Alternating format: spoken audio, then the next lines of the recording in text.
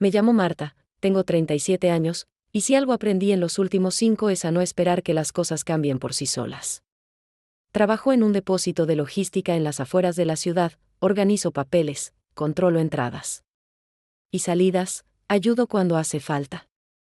No es el trabajo que soñaba a los 20, pero me da una cierta estabilidad que, con el tiempo, aprendí a valorar más que cualquier promesa de algo mejor. Era viernes a la tarde, ya cayendo el sol, y volvía caminando a casa con una bolsa enorme de papas que había comprado en el mercado del depósito. No eran para mí, en realidad, sino para Miguel, uno de los muchachos de carga, que me pidió el favor porque su señora se había olvidado de comprarlas y él no tenía tiempo.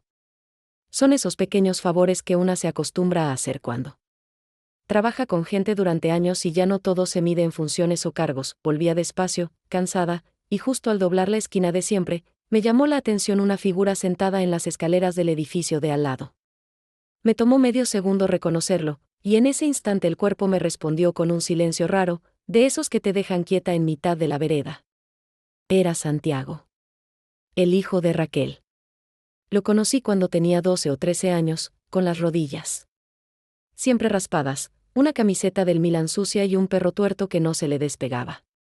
No lo había vuelto a ver en más de 10 años, ahora estaba ahí, sentado como si ese fuera su lugar desde siempre, el cuerpo inclinado hacia adelante, los codos apoyados en las rodillas, un cigarrillo a medio fumar entre los dedos.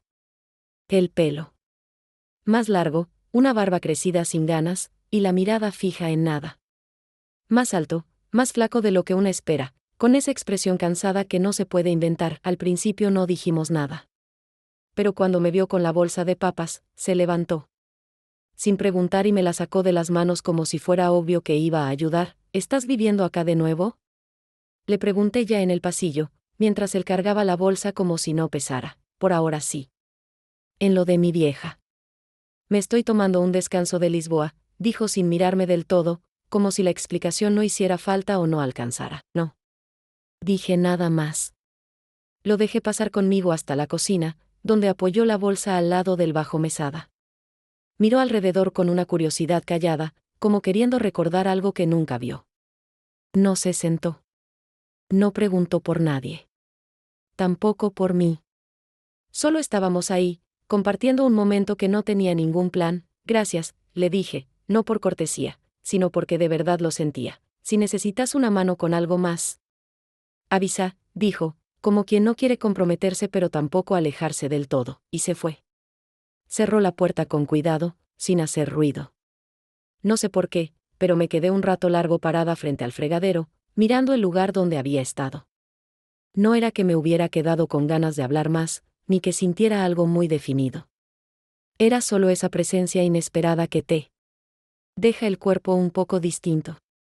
Y lo único que pensé fue que no me había gustado verlo irse. Julio, con quien comparto el departamento, se había ido unos días antes por un viaje de trabajo, como suele hacer últimamente, sin decir cuándo vuelve. Hace tiempo que no hablamos mucho, pareciera que los dos preferimos no hacernos preguntas. Sus cosas siguen en el lugar de siempre, pero su presencia es como una mancha en la pared, parece que está, pero ya no modifica nada. Al día siguiente, ya cayendo la tarde, me puse a limpiar el pasillo del primer piso con una mezcla de vinagre y detergente, de esas que aprendes cuando vivís sola hace años y te cansaste de pagarle a alguien para que haga mal las cosas. La verdad es que no tenía que hacerlo, pero necesitaba mover el cuerpo, sacudir la cabeza, empujar pensamientos hacia los rincones y dejar que el ruido del balde llenara los espacios donde no quería escucharme. A veces limpiar no es limpiar. Es sostenerse. Estaba arrodillada contra la pared, dándole con fuerza a una mancha vieja de mate cocido, cuando escuché la puerta de Raquel abrirse. Pensé que era ella, pero fue Santiago el que salió, en patas y con una remera grande de esas que uno agarra cuando no tiene ganas de pensar en qué ponerse. Tenía el pelo mojado, como recién bañado, y en la mano llevaba un balde metálico que parecía más viejo que los dos juntos. Me miró con algo entre sorpresa y desgano, como si no esperara cruzarse con nadie. ¿Tenés un trapo? El perro tiró agua por toda la pieza, dijo, sin rodeos, sosteniendo el balde con una sola mano mientras con la otra se rascaba la nuca. No le pregunté nada. Fui a buscarle un trapo viejo que uso para las plantas, uno de esos que ya no sirven para pisos pero tampoco dan para tirar. Cuando se lo pasé, noté que evitaba el contacto visual, no por timidez, sino porque parecía estar en otro lado, como si estuviera pensando en cosas muy lejos de esta casa. Siempre te pones a limpiar. ¿Acá afuera?, preguntó, agarrando el trapo y empezando a volver hacia la puerta. Hoy sí. Hay días que limpiar es más fácil que pensar. No lo dije como una broma, aunque sonó como una. Él se frenó antes de entrar, se apoyó en el marco con él. Cuerpo medio ladeado y me miró por primera vez con algo parecido al interés. Linda estrategia. Por ahí la pruebo. Si me canso de hacerme el que no piensa, no supe qué contestarle. Sonrió apenas, como si no esperara respuesta, y entró. La puerta se cerró con ese clic suave de las casas viejas que aún no perdieron del todo el respeto. Por el silencio, volví a fregar sin apuro, pero ya no estaba metida en la tarea como antes. El trapo hacía su trabajo, el piso se aclaraba de a poco, pero mi cabeza volvía una y otra vez a esa frase suya. No era lo que dijo, sino como lo dijo, sin apuro, sin intención, como alguien que dice cosas en voz alta solo para escucharse. Esa noche, mientras preparaba arroz y hervía una papa para mí sola, pensé 2 veces en ese cruce. No porque hubiera pasado algo, sino porque no pasó nada, y sin embargo algo se movió adentro. Pensé en su perro, en el balde, en su mirada medio torcida, en cómo un encuentro mínimo puede dejar una sombra larga en el día. Pensé que tal vez la cabeza también se limpia así, con gestos simples, sin querer. El miércoles a media mañana, justo cuando pensaba que el día se iba a deslizar sin mayores sorpresas, la lavadora decidió trabarse a la mitad del ciclo. Como si de golpe se hartara de cumplir órdenes. El tambor quedó detenido con la mitad de los toallones flotando en agua sucia y la otra mitad apenas húmeda, apretada contra las paredes de plástico. Toqué los botones, probé desconectar y volver a enchufar. Esperé 5 minutos por si solita recapacitaba, pero nada. La máquina se quedó ahí, inmóvil, desafiando mi paciencia con esa pasividad mecánica que solo tienen los electrodomésticos viejos y las personas que ya no quieren dar explicaciones. No me quedó otra que arremangarme y lavar todo a mano. En la pileta del lavadero, como hacía mi abuela cuando vivía en el campo. El agua estaba fría, el jabón se me resbalaba de los dedos, y cada movimiento me recordaba que hace rato no usaba los brazos para nada que no fuera apretar teclas o sostener una bolsa del súper. Me dolía la espalda, pero no quería parar. Había algo en el esfuerzo físico que me calmaba más que cualquier serie o playlist. Mientras enjuagaba el segundo toallón, con la pileta ya casi desbordada, escuché pasos lentos en el pasillo y, al levantar la vista, lo vi a Santiago, que pasaba caminando como si no tuviera destino claro, con un destornillador colgando del bolsillo del pantalón y las manos manchadas de grasa negra. Llevaba puesta una remera sin mangas, de esas que se usan cuando uno está más pendiente del calor que de la imagen, y el pelo algo revuelto, como si hubiera metido la cabeza debajo del capó de un auto. Se detuvo al verme en el lavadero, con los brazos sumergidos hasta los codos y el rostro mojado por el vapor que se mezclaba con el olor del detergente. ¿La máquina murió?, preguntó sin sorpresa, apoyándose en el marco de la puerta como quien mira una escena conocida. Está en huelga. Decidió que ya hizo suficiente por esta familia, dije, mientras exprimía un trapo con más bronca que técnica. Yo te daría una mano, pero tengo las manos hechas mierda, dijo, mostrándomelas como si eso explicara también otras cosas. Está bien. Estoy viviendo una pequeña tragedia de espuma y enjuague. Nada grave, pero igual me hace sentir vieja. Él se quedó en silencio unos segundos, y justo cuando pensé que ya se iba, dijo algo sin levantar mucho la voz, como si no supiera bien a quién se lo decía. Las cosas que no hacen ruido son las que más tardan en pasar. Me quedé quieta. No por el contenido en sí, sino por cómo esa frase se me pegó al cuerpo sin aviso, como si hubiera estado flotando en el aire y él simplemente la hubiera atrapado. Fue una de esas oraciones que no pedís, pero cuando llegan, sabes que sé. Van a quedar un rato largo. No dije nada, solo seguí lavando. Pero durante todo el día, incluso cuando ya había colgado los toallones y el lavadero olía a limpio, no pude dejar de pensar en esas palabras. Porque no hablaban de la lavadora, ni del agua estancada, ni de la mugre bajo las uñas. Hablaban de otra cosa. Y él lo sabía. El sábado a la noche, cuando la casa ya estaba en silencio y el único ruido era el de la heladera encendiéndose cada tanto como para recordar su presencia, puse 2 rebanadas de pan en la tostadora, sin pensar demasiado, casi por costumbre. Como si el cuerpo supiera lo que quería hacer antes que yo. Apenas bajé la palanca, una chispa saltó del costado derecho, con ese sonido seco y metálico que no da lugar a dudas. Apagué el enchufe de inmediato y me quedé un rato mirándola, como si esperara que se disculpara. Era una tostadora vieja, heredada de la madre de Julio, de esas que tienen la carcasa abollada, el resorte flojo y ese calor opaco que siempre deja una de las tostadas más quemada que la otra. Pensé en tirarla, pero después me acordé de lo que había dicho Santiago unos días antes, que entendía de electrodomésticos, que había arreglado una licuadora para Raquel y que no era tan difícil si una sabía por dónde mirar. No es que necesitara la tostadora, ni mucho menos, pero algo en mí decidió ir a tocar su puerta. No tuve que explicarle demasiado. Le dije, la tostadora está haciendo cosas raras, y él ya estaba poniéndose una campera con el cierre roto. Y bajando conmigo a la cocina, sin que hiciera falta agregar nada más, entró como si ya conociera el lugar, sin preguntar dónde estaban las cosas, se sentó en la silla más alejada de la ventana y desenrolló el cable con calma, como si el tiempo no apurara a nadie. Llevaba puesta una musculosa blanca, manchada en un hombro, y tenía las uñas negras de grasa, como si recién hubiera salido de desarmar algo más grande, más complejo, algo que también tenía piezas flojas y cables cruzados. No hablaba mucho. Pero cada gesto suyo parecía tener una razón precisa, una dirección clara, como si arreglar una tostadora fuera su manera de ordenar algo más. ¿Vale la pena arreglarla?, pregunté mientras apoyaba 2 vasos sobre la mesa, aunque sabía que no iba a aceptar tomar nada. No está tan mal. Le falta un poco de respeto por las normas de seguridad, pero funciona. Podría seguir andando unos meses más, quizás tendría que comprar una nueva. Estas cosas cuando empiezan a fallar, fallan siempre, dije, como quien se prepara para abandonar algo sin culpa. Santiago se quedó callado, pero no por distracción. Lo noté inclinar la cabeza apenas, como si le diera lugar a una respuesta. Más lenta, más pensada, que no estaba hecha solo de palabras. Si fuera tan fácil reemplazar cosas, me pregunto a quién cambiarías primero, dijo sin ironía, sin carga, sin mirar directamente, como si hablara en general, pero supiera exactamente que no era tan general. No le contesté. No porque no supiera la respuesta, sino porque decirla en voz alta la volvía real. Me quedé en silencio, no por incomodidad, sino porque a veces el silencio dice más que la frase más precisa. Él lo entendió. Cerró el panel, enchufó la tostadora, comprobó que no hiciera más chispas, y se levantó sin apuro. Antes de irse, se dio vuelta y me miró con esos ojos que no preguntaban nada, pero igual esperaban algo, cualquier cosa. Estoy en lo de mi vieja. Cuando se fue, no volví a enchufar la tostadora. No porque no funcionara, sino porque algo en mí se había quedado girando todavía.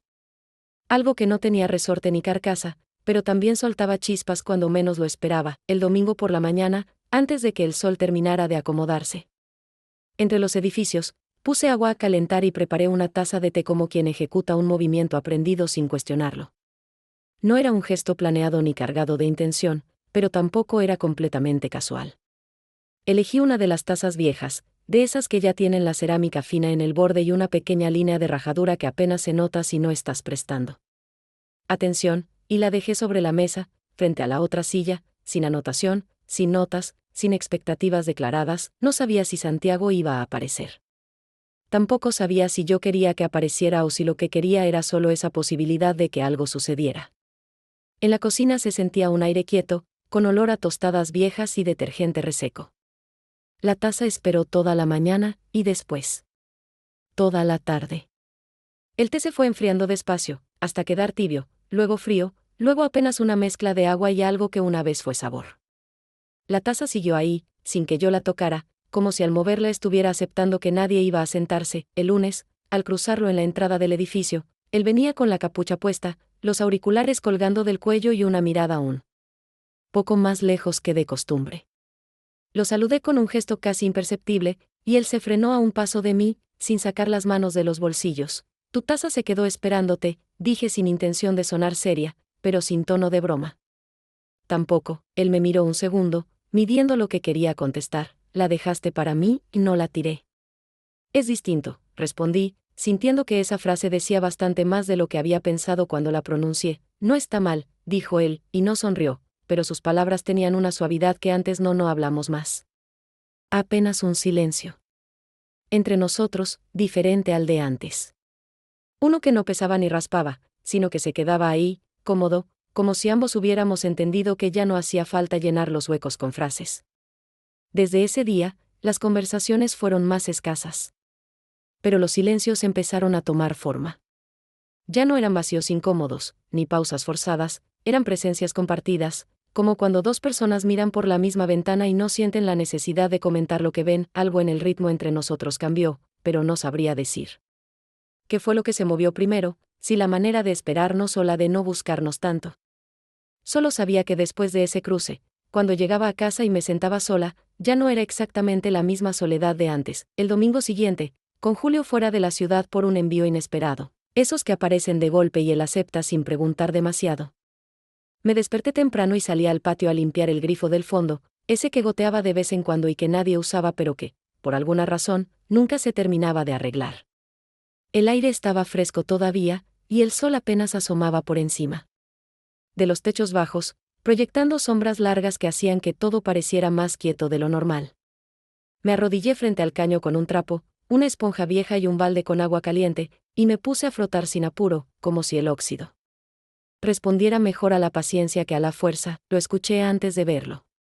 Santiago caminaba despacio, arrastrando las zapatillas contra el cemento, con una taza en la mano y la mirada todavía sin terminar de despertarse. Llevaba una remera gris, grande, con una mancha de pintura en el hombro, y se sentó en el borde del cantero sin decir palabra. Durante unos minutos, cada uno estuvo en lo suyo, compartiendo el mismo espacio pero sin necesidad de llenar el aire con frases. El silencio tenía peso, pero no molestaba. Era ese tipo de silencio que a veces se da entre dos personas que todavía no saben si acercarse es una buena idea, pero tampoco se alejan. ¿Vos siempre estás limpiando algo?, preguntó, no con burla, sino con una mezcla de curiosidad sincera y resignación. Si no son las manos, es la cabeza, contesté sin pensarlo mucho, sacando el trapo del balde y volviendo a pasarlo por la rosca oxidada, como si eso pudiera ordenar algo más que el grifo. Él bajó la mirada a su taza, la giró un poco entre las manos, y dejó escapar una exhalación que no era exactamente un suspiro, pero casi. Después levantó la vista hacia mí, y sus ojos, más que preguntarme algo, parecían buscar alguna respuesta que ya conocían de antemano. No sé qué es lo que está pasando con nosotros, dijo al fin, con una voz tan tranquila que dolía. Más que si hubiera gritado. No me moví. Me quedé como estaba, en cuclillas, con el trapo todavía en la mano y la piel mojada por las gotas del grifo. Lo miré directo, sin bajar la vista, sin fingir otra cosa. Él dejó la taza a un costado y se inclinó hacia mí. Su movimiento fue suave, sin apuro, sin fuerza, como si se acercara a algo frágil. Me besó una sola vez, apenas, con los labios tibios y una pausa que duró más que el gesto. No fue un beso ansioso ni torpe. Fue un intento, una prueba. Algo que no buscaba confirmación inmediata, sino espacio. No lo rechacé, pero tampoco respondí. Me quedé quieta, y en ese no gesto ya había una respuesta.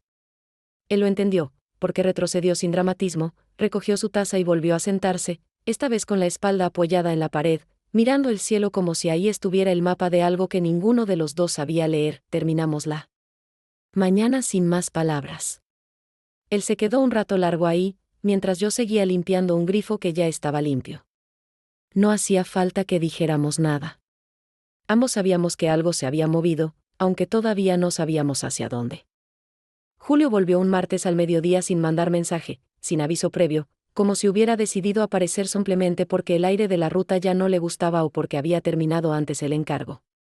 Tocó el timbre solo una vez, y cuando abrí, estaba parado con una bolsa de pan bajo el brazo y la cara de quien no espera ni explicaciones ni preguntas. Llevaba esa misma campera marrón con los puños gastados que siempre usaba para viajar, y se sacó las zapatillas en la entrada. Como si hubiera estado fuera apenas un par de horas, no casi una semana. ¿Todo bien acá?, preguntó, dejando la bolsa sobre la mesada como si nunca se hubiera ido. Sí, respondí, y noté que mi tono era más bajo de lo habitual, como si intentara no empujar el aire con la voz. Me miró con los ojos entrecerrados, como cuando trata de distinguir si algo está fuera de lugar sin tener pruebas reales, y se apoyó contra la heladera mientras yo cerraba la ventana que había dejado abierta por el calor. ¿Estás durmiendo con ese pibe?, preguntó de golpe, sin levantar la voz, sin apretar las palabras, pero con la claridad de quien no está tanteando el terreno. No fingí sorpresa, ni me reí, ni hice tiempo. Lo miré a los ojos y contesté con la única verdad que tenía a mano. No, él no reaccionó. Se quedó en el mismo lugar, como si mi respuesta fuera apenas una parte de lo que necesitaba saber. ¿Pero te gustaría? La pregunta quedó flotando entre nosotros como una toalla húmeda colgada en el medio de la cocina. No contesté enseguida, porque sabía que la palabra que eligiera iba a pesar más por lo que no dijera que por lo que dijera. No lo sé, dije. Al final, y el silencio que siguió fue mucho más fuerte que cualquier afirmación. Julio no gritó, no me interrumpió, no hizo ninguna escena. Se sacó la campera, tomó un vaso del estante y se sirvió agua, como si necesitara un gesto mínimo para no quedarse inmóvil. Después fue hasta el cuarto del fondo y cerró la puerta sin golpearla, sin trabarla, sin dejar señales. Entendí que no iba a dormir conmigo esa noche, que se acostaría en el otro cuarto, el de las cajas viejas y la cama de invitados, donde la luz entra por la rendija de la persiana y el ventilador hace un ruido de pájaro cansado. Me quedé sola en la cocina, con el pan en la bolsa aún tibio, y me senté sin hambre, sin saber muy bien si eso que acababa de pasar era el principio de algo o el cierre definitivo de otra cosa. Pensé en Santiago, no con culpa, pero sí con una sensación rara de haber cruzado una línea que no sé si estaba dibujada. Pensé en Julio, en cómo su silencio a veces pesa más que cualquier palabra dura, en cómo duele más cuando alguien no pelea, porque entendés que ya no quiere convencerte de nada. Y entonces supe que, aunque la casa no había cambiado en nada, algo entre sus paredes ya no era igual. El jueves por la tarde, mientras colgaba la ropa en el balcón con la torpeza de quien tiene la cabeza en otra parte, recibí un mensaje de voz de Inés. Su nombre apareció en la pantalla como si lo hubiera invocado con el pensamiento, porque justo esa mañana, al encontrar una vieja bufanda que me había prestado una vez y nunca reclamó, la había recordado sin buscarlo. Reproduje el audio. Con una mezcla de nostalgia y cautela, sabiendo que cualquier cosa que dijera iba a dejarme pensando más de la cuenta. Su voz sonaba tranquila, con esa calma que solo se nota cuando uno está muy lejos de todo.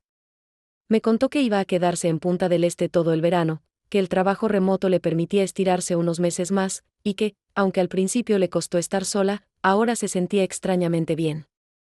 Acá está más tranquilo sin ustedes, dijo, y luego agregó, no es algo malo, simplemente es lo que es. Esa frase se me clavó como un anzuelo, no por crueldad, sino por lo exacta, y antes de que terminara el mensaje, ya sabía que no iba a responderle. Lo borré sin pensarlo mucho, sin quedarme a escuchar otra vez.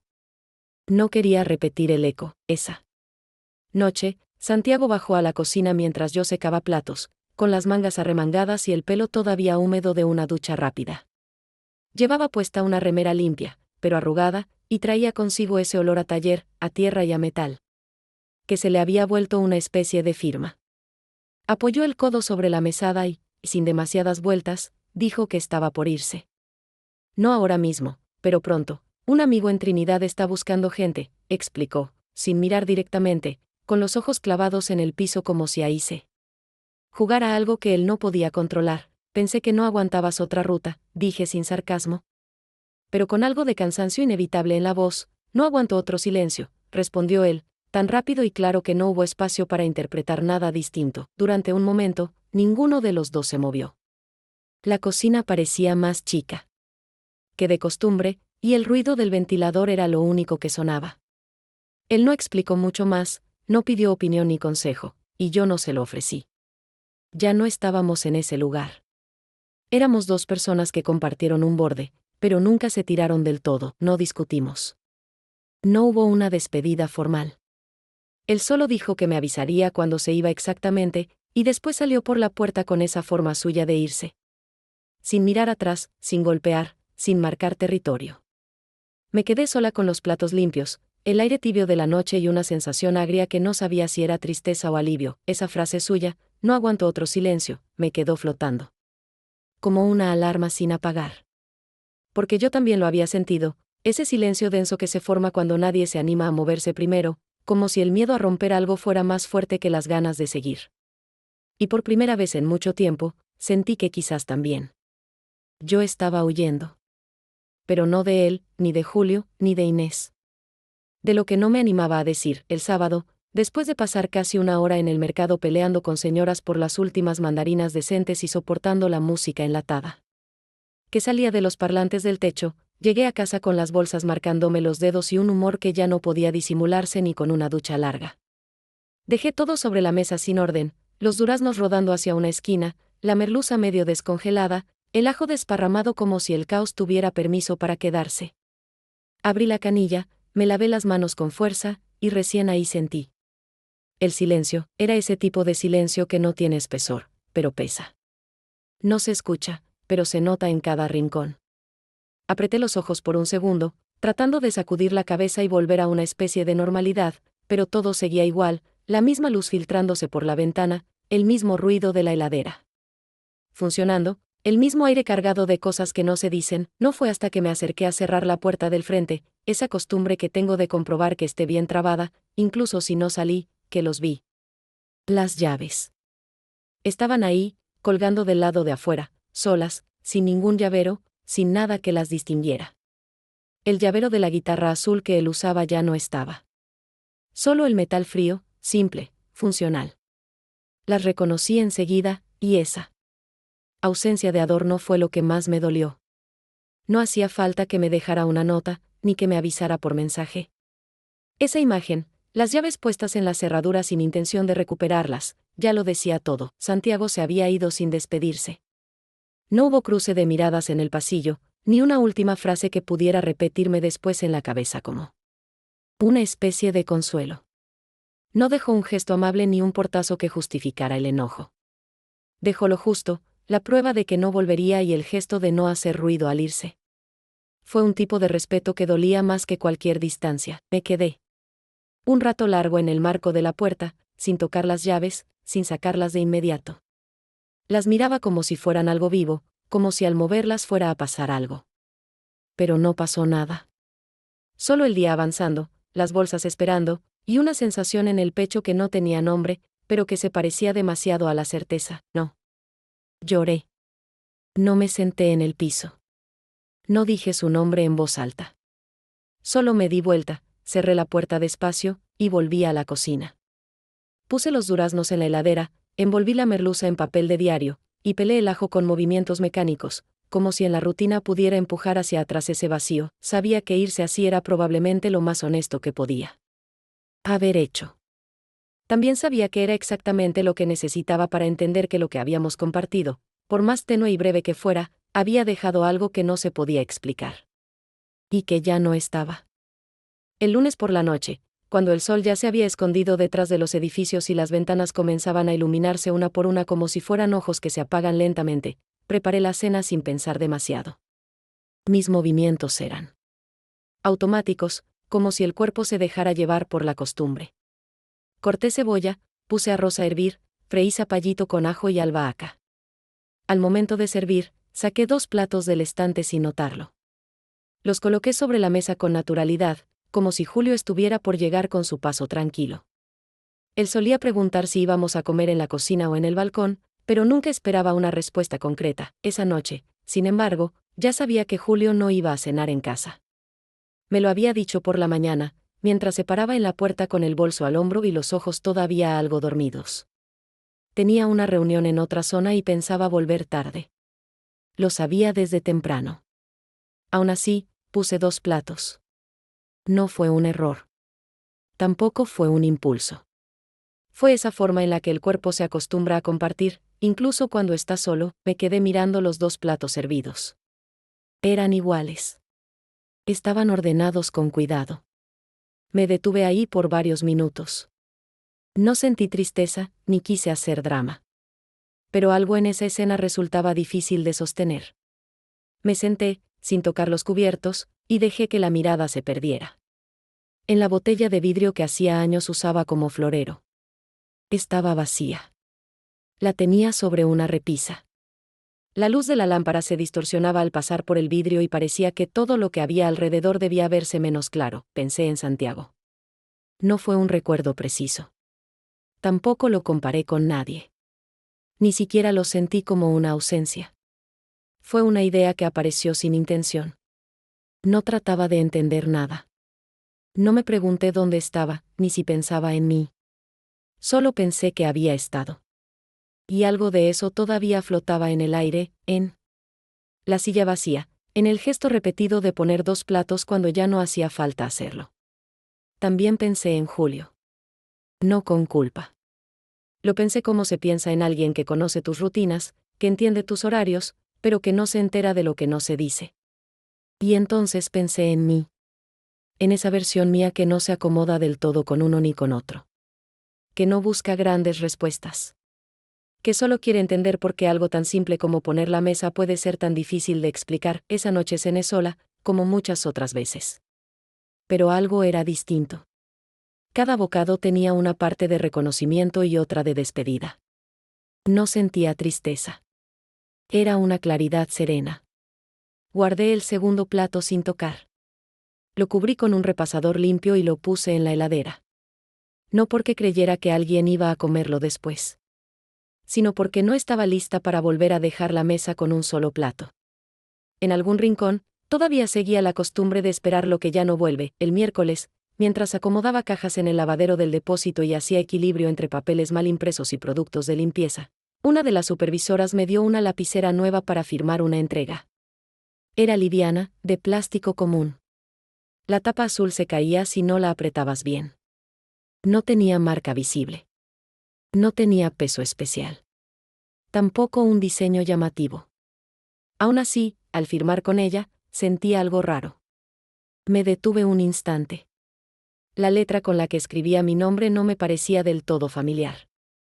La firma había salido diferente. No era solo que estuviera más inclinada o apretada. Sentía que alguien más la había hecho. No tenía que ver con la lapicera. No era la tinta ni el papel húmedo. Era otra cosa. Me di cuenta de que yo había cambiado. Lo noté justo ahí, en medio de una rutina cualquiera. Entre cajas, entre productos, entre números, no me sentía mejor persona. Tampoco más fuerte ni más libre.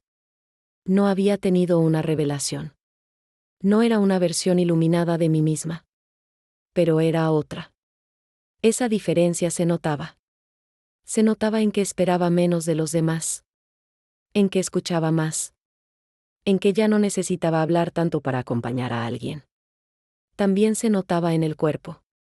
En los hombros menos tensos. En las ganas de no volver a ciertos lugares, aunque nadie me dijera que no podía hacerlo. Ese día no pensé en Julio. No me pregunté si iba a dormir en la cama grande o si había elegido quedarse en la otra habitación. Tampoco pensé en Santiago con afecto ni con pena. No lo imaginé en un colectivo ni en una ruta lejana. Solo. Apareció en mi mente como alguien que dejó algo dentro de mí y se fue sin hacer ruido. No sentí enojo. No sentí nostalgia.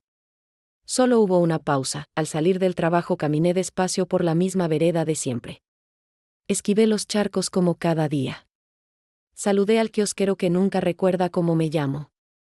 Compré pan aunque sabía que en casa todavía había. No era ansiedad. Era solo una forma de no volver con las manos vacías. Subí las escaleras. Abrí la puerta. Dejé la bolsa sobre la mesa. No encendí la luz enseguida. Dejé que el atardecer filtrado por la ventana dibujara sombras largas en el piso. Esa tarde no me molestó el silencio. Tampoco la soledad.